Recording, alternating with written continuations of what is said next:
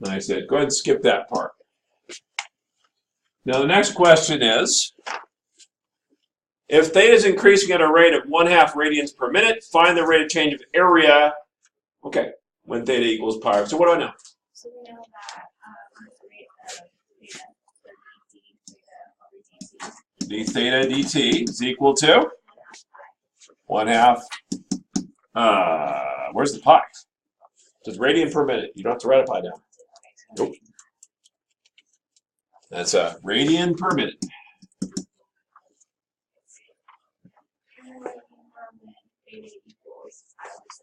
So theta equals pi over 6. What am I looking for? And what?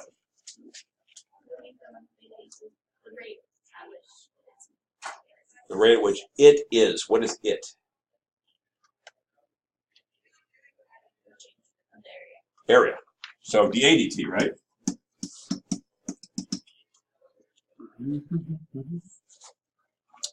So they're saying, okay, find dA dt. So how do I find dA dt? Aha! Not a random equation. Suddenly have to worry about this equation. Area is equal to 1/2 s squared sine theta. So this becomes dA dt, right? Derivative. It's equal to, now, s is a constant. Should I take derivative of that at all? Is it changing? Just a constant, right? So it just sits there. It's a number. So I can't do the product rule. No reason to, because ds dt is useless, right? So it becomes 1/2 s squared cosine theta d theta dt. Now, what's interesting about this problem is they did not give you the sides. And you can't do the problem without sides. If you don't know the length of the sides of a triangle, you can't figure out how fast the area is changing. You have no idea how big this triangle is, right? But we'll just keep going. dA dt is equal to, what's dA dt? They don't say, but that's what I'm looking for. It's equal to 1/2 s squared. What's cosine theta? Cosine of pi over 6, which we have memorized. And what is that? Root 3 over 2. And what's d theta dt? 1/2. So the answer to the question is dA dt would be equal to 1. What did I do here? This 1/2.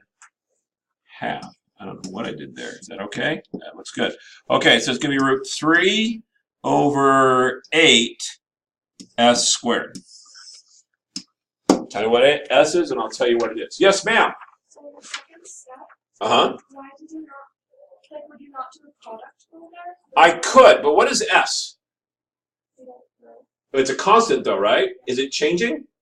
No. Then it's just a number. If it's just a number, I don't have to do the product rule on it. If it was like 7 or 5 or 12, I could just plug it in there. Now, let's say you did do the product rule, because that's the next question we should bring up. If I did do the product rule, what would that look like? I would end up with dA dt is equal to s cosine theta ds dt, right? Plus 1/2 s squared, unchanged, d cosine theta d theta dt, right? Or would this be cosine, this be sine? Yeah. That'd be sine. Agreed? Yeah. Okay. How fast is s changing with respect to time? Just the same. The problem says it's a constant. Yeah. So how fast is a constant changing? It's not. It's not. Oh. Okay, so you could use a product rule. It wouldn't hurt you, except it gives you an extra step. But you just totally cross out that. Anything, yes. Anything, because it becomes 0, right? That thing becomes 0, the whole thing falls out. Anything that's a constant, you can plug in. Now, this is where things get dicey, because you have to do this right. You're not allowed to change out variables that are not constant. I can't put, I know theta is pi over 6, but theta is changing in the problem, right? So you cannot put it in until after you've taken the derivative. But s is not changing, therefore I can plug it in. If I had a number, which would be nice, then you'd give it to us, so I'm stuck using s's. Is that okay? Yeah. All right. It's a huge idea. Yes? But if s is constant, why doesn't it just cancel out when you find the derivative? Because like if it was like 7, it would just be 0. No. If I have a number in front of sine theta, it's still going to be a number, right? If I take the derivative of 6 sine theta, that's equal to 6 cosine theta, isn't it? That number just sits.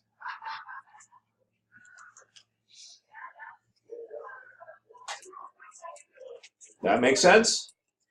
That's some good stuff if it does. All right, we got to take a stab at 19. 19 is not too shabby. 100 cubic centimeters per minute. How fast the radius of the balloon increasing in the instant the radius is at 30 centimeters. So what do I know? I have a balloon, and its radius is increasing, and I'm pumping in 800 cubic centimeters per minute. And it says, how fast the radius of the balloon increasing at the instant it's at 30 centimeters. So I know my radius is 30 centimeters. I could solve for my volume, not sure I want it just yet. I know dV dt, because that's cubic centimeters, is equal to 800 centimeters cubed per minute. What do I want to know? I want to know dr dt. Agreed? Okay. So I need an equation that relates V and R. I think about it. Mr. Fontecchio, is there an equation that comes to mind? 4/3 pi r cubed. So he said, what's the volume of a sphere quietly over there? And I said, well, they'd probably give that to you. So it would be 4/3 pi r cubed. Right? So if that's the case, I'm now going to try this for it. It might not work, by the way. You never know. I get 1 dV dt is equal to 4/3 pi 3r squared. Now that's not a t, so I have to tack on a dr dt, don't I? Now I'm going to plug in dV dt is equal to 800. It's equal to 4/3 pi times 3. R is 30 at the point I care about. I'm going to change that for the second time I solve this thing. And then what's dr dt? That's what I'm looking for. Yeah? You got it right? All right. So this becomes 800. These threes cancel out. And I get 4 times 900 dr dt. And I got a pi floating around in there somewhere. Divide that, I get 200. So I get 2 over 9 pi equals dr dt. What's my units? Centimeters per minute.